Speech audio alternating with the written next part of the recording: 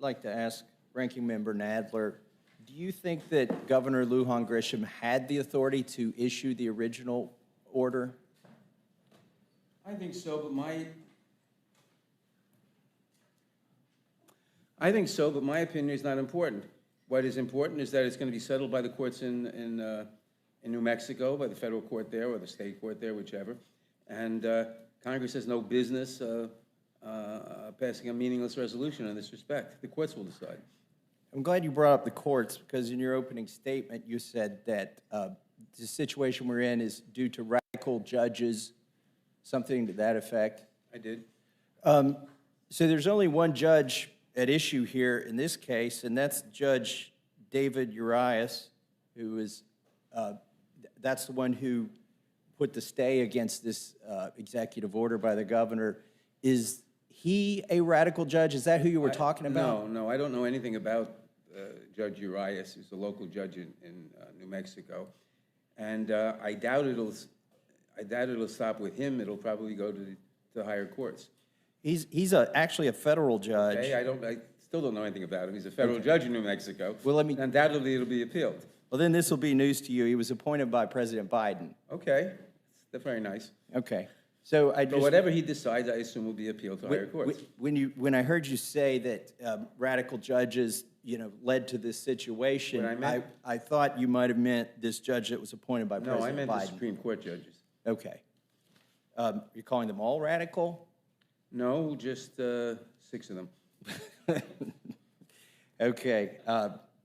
So do you think the judge, this federal judge who was appointed by Biden, erred in his, since you think that Governor Lujan Grisham had the authority to do this, do you think the judge ruled in error when he issued the injunction? I don't know. I think the higher courts will decide that. My main point is, it's for the courts, it's not for this body.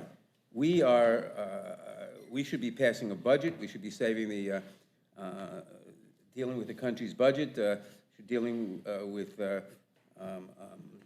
giving disaster aid and giving aid to Ukraine, and restoring the child tax credit so the child poverty rate doesn't double.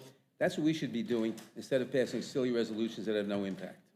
So one of my colleagues on the other side of the aisle here said that this order was rescinded, and I just wanted to clarify that.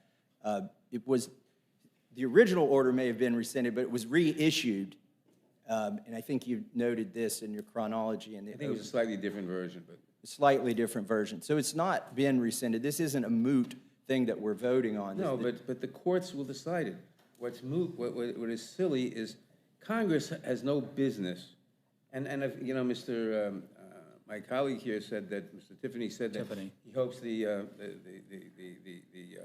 Senate will concur in this. The Senate will most certainly not concur in this. Everybody here knows that.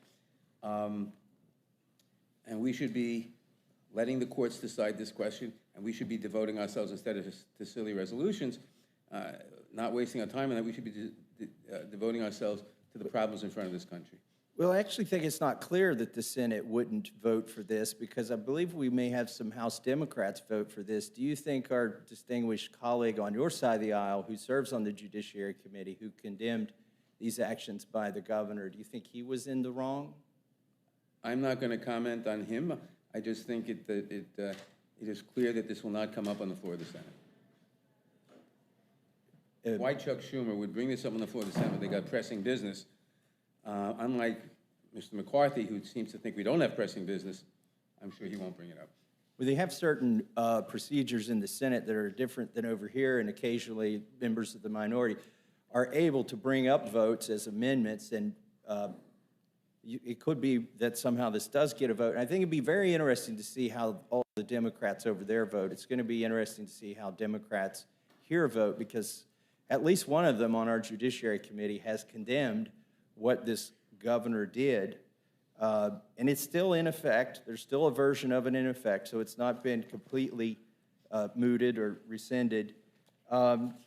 Is there a law in New Mexico that allows the governor to ban the carry of firearms in public parks and playgrounds? I don't know if there's a specific law.